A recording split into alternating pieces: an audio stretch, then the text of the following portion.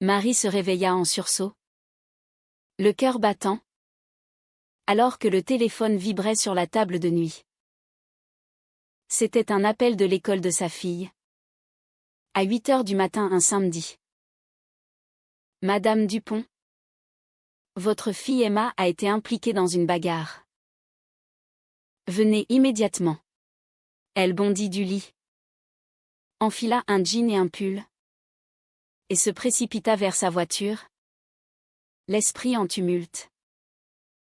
Comment Emma, sa petite de 10 ans si calme, avait-elle pu en arriver là?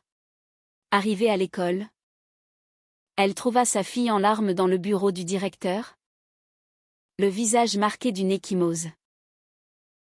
À côté d'elle, une autre enfant, Sophie, pleurait aussi. Et sa mère, une femme imposante aux cheveux courts et au regard perçant, se tenait debout, les bras croisés. C'est votre faute, lança cette femme à Marie dès qu'elle entra. Votre fille a accusé la mienne d'avoir deux mamans? Comme si c'était une insulte. Marie sentit son monde basculer. Elle connaissait vaguement cette femme. Alexia. La mère célibataire alpha de la classe. Celle que tout le monde admirait pour son assurance et sa réussite professionnelle. Mais là, dans ce bureau étouffant, leurs regards se croisèrent avec une intensité qui n'avait rien à voir avec la dispute des enfants. Marie s'assit, essayant de calmer Emma. Qu'est-ce qui s'est passé? Ma chérie, demanda-t-elle doucement.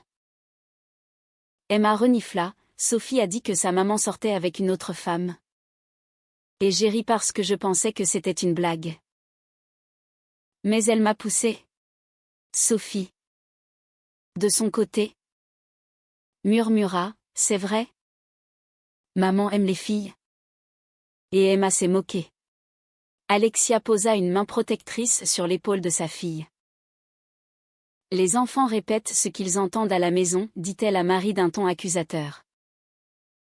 Le directeur intervint, expliquant que l'école promouvait la tolérance, mais que les parents devaient discuter avec leurs enfants. Marie se sentit rougir. À la maison, avec son mari Paul, il n'avait jamais abordé ces sujets. Paul était traditionnaliste, issu d'une famille conservatrice, et Marie avait toujours évité les controverses. Mais en regardant Alexia, elle ressentit une curieuse fascination. Cette femme, avocate renommée, élevait seule Sophie depuis le divorce, et on chuchotait qu'elle était lesbienne. Marie avait toujours admiré son indépendance, mais de loin. La réunion se termina par des excuses mutuelles des filles. Et les mères furent invitées à une séance de médiation parentale la semaine suivante.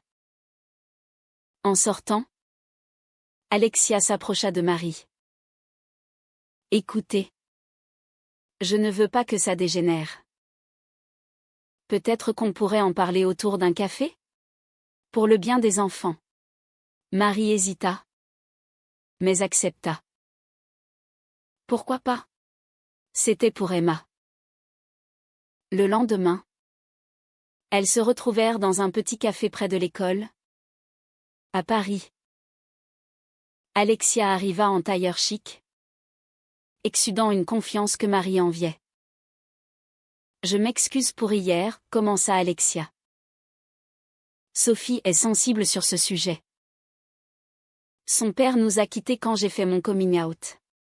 Marie hocha la tête, mal à l'aise. Je comprends. Chez nous, on n'en parle pas vraiment. Paul est traditionnel. Elles parlèrent des enfants, de l'école, et progressivement, la conversation dériva sur leur vie.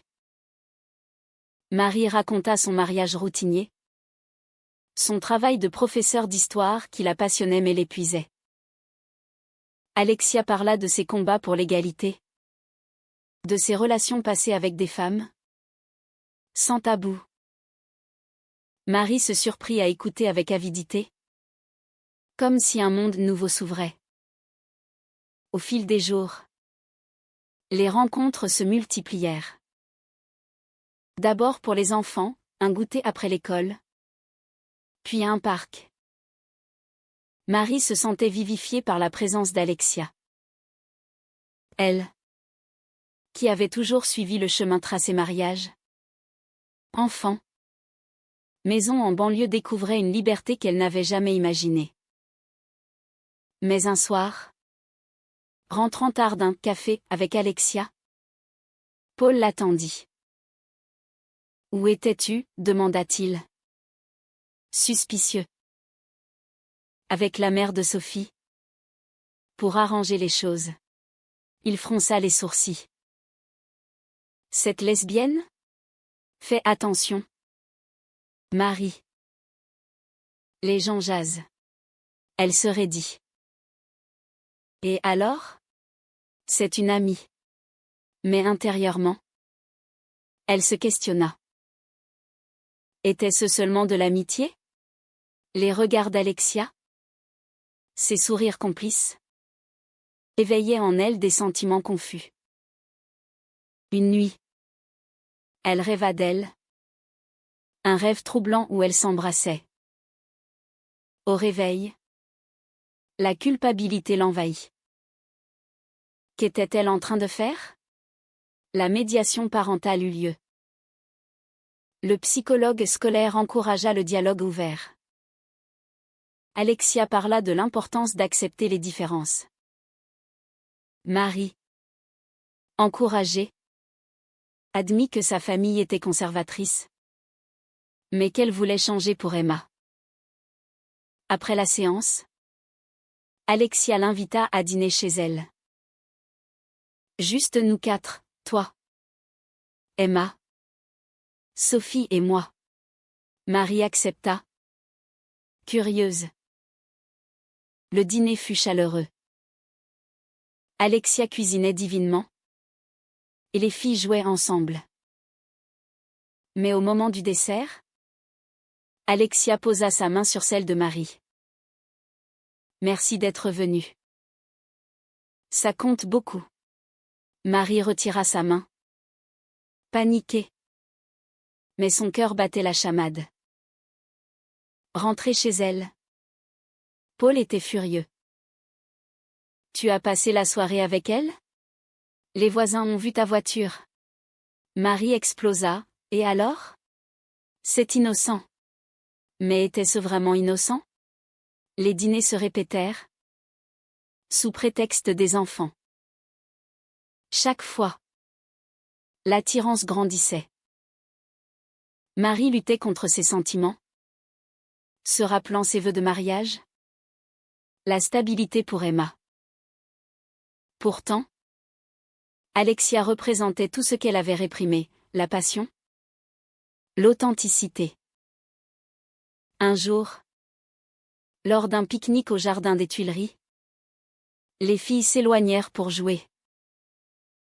Alexia se tourna vers Marie. Je ressens quelque chose pour toi, Marie. Et je pense que c'est réciproque. Marie pâlit. Je suis mariée, Alexia. C'est impossible. Mais ses yeux disaient le contraire. Elles s'embrassèrent. Un baiser volé sous les arbres. Le monde s'arrêta. Puis la réalité frappa, Emma courait vers elle. Les yeux écarquillés. Maman ? Qu'est-ce que tu fais ? Marie s'écarta. Horrifiée. Le soir, Emma raconta tout à Paul. La dispute fut violente. Tu me trompes avec une femme, hurla-t-il. Marie pleura, ce n'est pas ça. Je ne sais pas. Paul claqua la porte, emmenant Emma chez ses parents. Marie se retrouva seule, dévastée. Était-ce le début de la fin? Les jours suivants furent un tourbillon de chaos. Paul refusa de rentrer, envoyant des messages accusateurs. Tu as détruit notre famille pour une fantaisie. Marie, rongée par la culpabilité, tenta de s'expliquer. Mais il bloqua son numéro. Elle se tourna vers Alexia, qui l'accueillit chez elle. Viens. On va traverser ça ensemble, dit-elle en la serrant dans ses bras. Sophie, habituée aux tempêtes familiales, offrit un dessin à Marie, pour te faire sourire. Mais Marie ne souriait pas. Elle repensait à son enfance. Élevée dans une famille catholique stricte où l'homosexualité était un péché. Avait-elle toujours refoulé ses sentiments? À l'université, elle avait eu une amitié ambiguë avec une colocataire, mais l'avait niée. Maintenant, à 32 ans, tout remontait. Alexia, de son côté, luttait avec ses propres démons. Son divorce avait été douloureux, son ex-mari l'avait accusée de pervertir Sophie. Je ne veux pas te faire souffrir comme j'ai souffert, confia-t-elle à Marie une nuit. Alors qu'elle parlait jusqu'à l'aube. Mais l'attirance était trop forte. Elles passèrent des soirées intimes. Sans franchir la ligne physique, Marie n'était pas prête, mais les conversations étaient chargées d'émotions. Alexia racontait ses combats, les regards désapprobateurs au travail, les amis perdus, la famille qui l'avait reniée. Ma mère m'a dit que j'étais une abomination, avoua-t-elle. Les larmes aux yeux.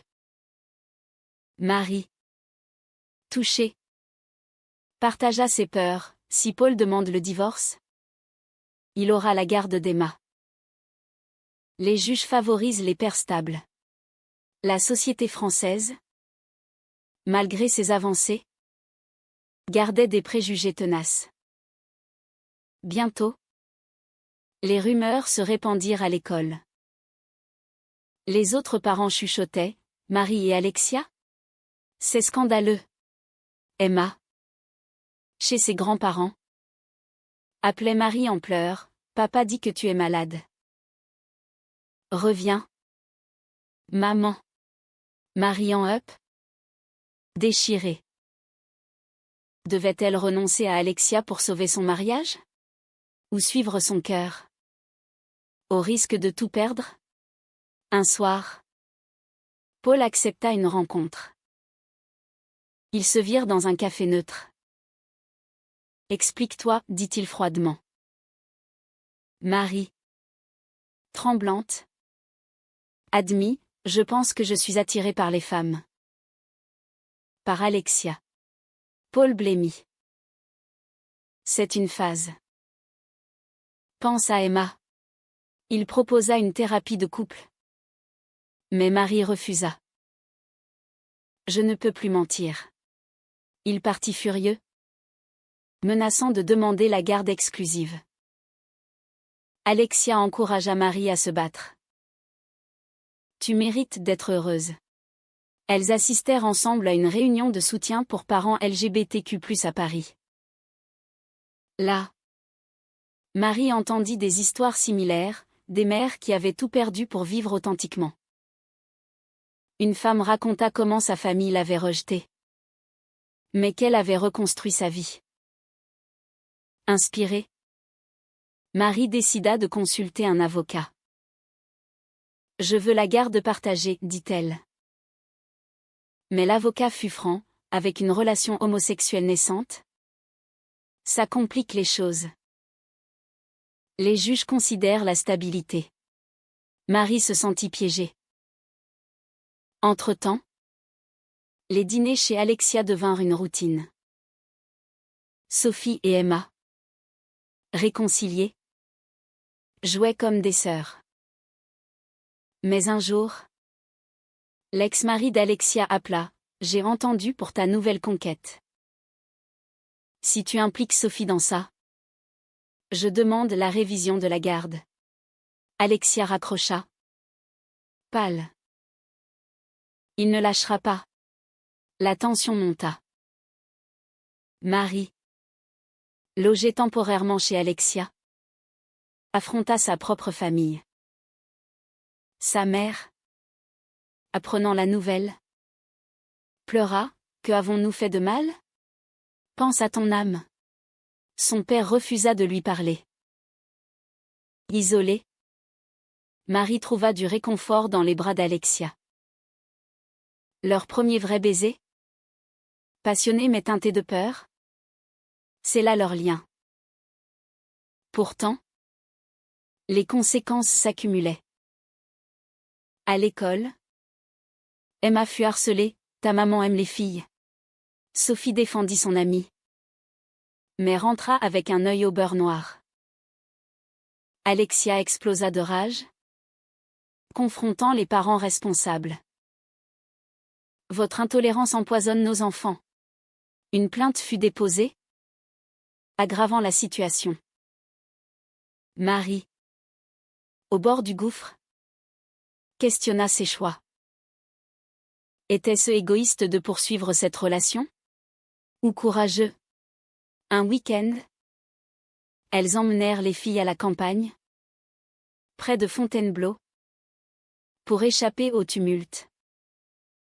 Là, au milieu des forêts, Marie confia, je t'aime, Alexia. Mais le prix est si élevé. Alexia répondit, l'amour vrai vaut tous les sacrifices. Elles firent des projets d'avenir, imaginant une vie ensemble. Mais au retour, un coup de fil de Paul brisa l'illusion, j'ai déposé la demande de divorce. Et je demande la garde complète. Prouve que tu es une bonne mère. Marie s'effondra. La bataille judiciaire commençait. Le tribunal devint le champ de bataille de leur vie. Marie, représentée par un avocat spécialisé en droit LGBTQ+, prépara son dossier avec soin. Elle des témoignages d'amis, de collègues, prouvant sa stabilité. Mais Paul, soutenu par sa famille influente, peignit Marie comme instable, influencée par une relation destructrice. Lors de l'audience préliminaire, le juge, une femme d'une cinquantaine d'années, écouta les arguments. Madame Dupont, expliquez votre situation, demanda-t-elle. Marie, la voix tremblante, raconta son éveil. J'ai toujours été fidèle à mon mariage. Mais j'ai réalisé que je réprimais ma vraie nature. Alexia m'a aidé à me découvrir, sans jamais pousser. Paul intervint, elle a choisi cette femme au détriment de notre fille. Le juge ordonna une évaluation psychologique pour Emma. Pendant ce temps, Alexia affrontait son propre ex, Laurent. Il avait déposé une motion pour réviser la garde de Sophie, arguant que l'environnement homosexuel était néfaste. Alexia, furieuse, riposta, tu m'as quittée parce que je suis lesbienne. Et maintenant tu utilises ça contre moi? Leur audience fut tendue. Laurent présenta des preuves, des photos de Marie et Alexia ensemble, volées par un détective. Voyez. Elle expose Sophie à ça. Alexia défendit, c'est de l'amour, pas de la perversion. Le juge ajourna. Mais avertit, la priorité est le bien-être de l'enfant. Les mois suivants furent épuisants. Marie voyait Emma en visite supervisée. Des moments déchirants où la petite demandait, pourquoi papa est en colère? Marie expliquait du mieux qu'elle pouvait, les adultes ont des problèmes. Mais je t'aime toujours. Alexia, de son côté, renforçait son lien avec Sophie. Mais la peur de la perdre la hantait. Elles se soutenaient mutuellement, leurs soirées devenant des refuges. Un dîner particulièrement émouvant, Alexia prépara un repas français traditionnel. Et elles parlèrent de leurs rêves. Si on gagne, on pourrait voyager. Élever les filles ensemble, dit Alexia. Marie sourit. Mais intérieurement, elle doutait. La société amplifiait leurs tourments. Des articles dans la presse locale, scandale à l'école, deux mères en guerre pour l'amour. Les commentaires en ligne étaient vicieux, ces lesbiennes détruisent les familles traditionnelles. Marie perdit des amis. Son travail devint tendu, des collègues évitaient son regard. Alexia, habituée aux batailles, encouragea, c'est le prix de la visibilité. Mais un soir, après une manifestation pour les droits LGBTQ+, où elles participèrent, des insultes fusèrent. Un homme cria, « Rentrez chez vous !» Perverse. Marie trembla, se rappelant pourquoi elle avait si longtemps caché ses sentiments. Un tournant arriva quand Emma témoigna devant le psychologue. « Je veux voir maman et Alexia. Elles me font rire, dit-elle innocemment. » Cela renforça le dossier de Marie. Mais Paul contre-attaqua, présentant des lettres de sa famille affirmant que l'homosexualité était un danger moral. Marie, blessée, confronta sa propre mère, « Soutiens-moi. » Pour une fois. Sa mère hésita, « Je prie pour toi. Mais je ne peux pas approuver. » Le rejet la brisa, mais la motiva.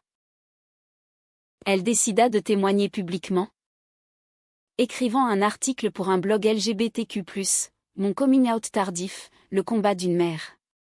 Alexia, inspirée, organisa un dîner de soutien avec d'autres couples lesbiens. Là, Marie rencontra des femmes qui avaient traversé l'enfer et survécu. Le sacrifice en vaut la peine, dirent-elles. Mais la réalité frappa quand Laurent gagna une audience intérimaire, Sophie dut passer plus de temps avec lui. Alexia pleura, il la manipule contre moi. Marie la consola. Leur lien se renforçant dans l'adversité. Elles firent l'amour pour la première fois tendrement. Émotionnellement un acte de rébellion contre le monde. La haute tension culmina lors de l'audience finale pour Marie. Le juge écouta les experts, le psychologue affirma que Emma avait besoin des deux parents.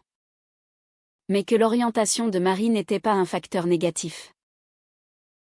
Paul, désespéré, supplia, « Donnez-moi la garde. » Pour la normalité. Marie répliqua, « La normalité, c'est l'amour, pas la façade. » Le juge rendit son verdict, garde partagée, avec encouragement à la coparentalité. Marie pleura de soulagement. Mais pour Alexia, le combat continuait. Avec la garde partagée en place, Marie et Paul établirent une routine fragile. Emma passait une semaine sur deux chez chacun. Chez Marie, maintenant installée dans un petit appartement à Paris, les dîners incluaient souvent Alexia et Sophie. Les filles s'épanouissaient, formant une famille recomposée non conventionnelle. Mais Paul ruminait. « Tu l'exposes à ça, grognait-il lors des échanges. Marie tenait bon, c'est ma vie. Alexia, toujours en procès avec Laurent, se battait farouchement. Son avocat présenta des preuves de manipulation, Laurent avait dit à Sophie que les lesbiennes allaient en enfer. Le juge, choqué, pencha en faveur d'Alexia. Pourtant, les pressions sociales persistaient. Au travail, Marie fut promue. Mais avec des murmures, elle a eu de la chance. Avec son style de vie, point. Alexia perdit un client conservateur. Elles affrontèrent ensemble, participation à des pride parades, volonté pour des associations. Un dîner mémorable au restaurant, elles célébrèrent l'anniversaire de Marie. À nous, toasta Alexia. Mais un couple voisin les dévisagea, murmurant. Marie ignora. Mais intérieurement, ça blessait. Un conflit interne surgit quand Marie reçut une lettre de sa sœur. Absente depuis longtemps, revient à la raison. Pour Emma. Marie déchira la lettre. Mais douta. Était-elle en train d'imposer ses choix à sa fille? Emma, sentant la tension, demanda, Maman, est-ce que c'est mal d'aimer Alexia? Marie répondit, Non. Ma chérie. L'amour n'est jamais mal. Cela renforça sa résolution. Alexia gagna son procès, garde principale pour Sophie. Avec visite limitée pour Laurent. Soulagée, elle proposa à Marie, vivons ensemble. Marie hésita, et les enfants? Paul. Mais l'idée l'excitait. Elles emménagèrent discrètement dans un appartement plus grand. Les dîners familiaux devinrent quotidiens, rires, jeux, discussions profondes. Pourtant, un soir, Paul débarqua. Emma m'a dit que vous vivez ensemble. C'est inacceptable. Il menaça de rouvrir le dossier. Marie. Ferme, essaie. Et tu perdras tout contact. Il partit. Vaincu mais amer. La vie s'améliora. Mais les cicatrices restaient. Marie luttait avec la culpabilité d'avoir brisé son mariage. Alexia. Avec la peur du rejet. Elles consultèrent une thérapeute, explorant leur trauma. Vous avez choisi l'authenticité, dit la thérapeute. Mais le chemin est douloureux. Un week-end à la mer, en Normandie. Elles affrontèrent une tempête littérale et métaphorique. Marchant sur la plage, Alexia dit, malgré tout, je ne regrette rien. Marie répondit, moi non plus. Cependant, un nouveau drame surgit, Sophie fut exclue d'une fête d'anniversaire parce que sa maman est bizarre. Alexia confronta les parents, votre ignorance blesse des enfants innocents. La dispute fit le buzz sur les réseaux sociaux locaux. Soutien et haine affluèrent. Marie posta un message, l'amour n'a pas de genre. Soutenez les familles LGBTQ+. Cela attira l'attention d'une association nationale, qui les invita à témoigner. Leur relation évolua en un partenariat solide, marqué par des sacrifices. Marie renonça à une promotion pour plus de temps avec Emma. Alexia refusa un dossier lucratif pour éviter les conflits. Leurs dîners devinrent symboles de résilience, des repas où elles enseignaient la tolérance aux filles. Mais un soir, lors d'un dîner, Emma posa une question, si vous vous mariez? Je pourrais être demoiselle d'honneur? Marie et Alexia se regardèrent, émus. Peut-être un jour, répondit Alexia. Cela planta la graine d'un avenir possible. Les années passèrent, mais les défis persistèrent. Marie et Alexia, maintenant ensemble depuis 3 ans, naviguaient dans une société en évolution, mais encore marquée par des préjugés. Emma et Sophie grandissaient, épanouies dans cette famille atypique. Les dîners familiaux étaient des rituels sacrés, discussions sur l'école, les rêves, les injustices. Un soir, autour d'une ratatouille maison, Sophie annonça, à l'école, on a parlé de diversité. J'ai dit que j'ai 2 mamans. Emma ajouta, et c'est cool. Marie sourit, mais se rappela les batailles passées. Paul. Avec le temps, adoucit sa position. Il rencontra une nouvelle compagne. Et lors d'un échange, admis, je vois qu'Emma est heureuse. Peut-être que j'ai eu tort. Marie pardonna. Pour le bien de tous. Alexia, promue associée dans son cabinet, utilisa sa plateforme pour plaider l'égalité.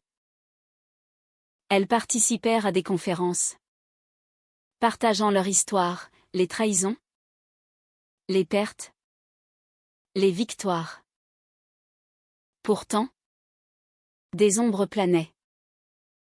La famille d'Alexia refusa toujours le contact. Celle de Marie envoyait des cartes de Noël polies, mais distantes. Marie questionnait, avons-nous fait le bon choix? Alexia répondait, regarde nos filles. Elles sont fortes, tolérantes. Un voyage en Provence renforça leurs liens, visite de vignobles. Promenade main dans la main, ignorant les regards. Un climax émotionnel arriva quand Emma, à 13 ans, affronta un harcèlement scolaire. Ils disent que ma maman est une lesbienne? Comme si c'était une insulte. Marie et Alexia allèrent à l'école, exigeant des mesures. Le directeur, progressiste, organisa un atelier sur la diversité. Les filles en sortirent grandies. Finalement, Marie proposa à Alexia lors d'un dîner romantique, « Épouse-moi ». Alexia accepta, larmes aux yeux. Le mariage, intime, réunit amis et enfants. Paul y assista. Un geste de paix. Les filles jetèrent des pétales, symbolisant un nouveau départ. Mais la vie n'était pas un conte de fées. Des débats nationaux sur le mariage gay ravivèrent les tensions. Marie et Alexia militaires, payant le prix de la visibilité, menaces anonymes, stress constant. Pourtant, leur amour perdura, forgé dans le feu des épreuves. À la fin, on se demande, le sacrifice pour l'amour authentique justifie-t-il toujours la douleur infligée aux proches?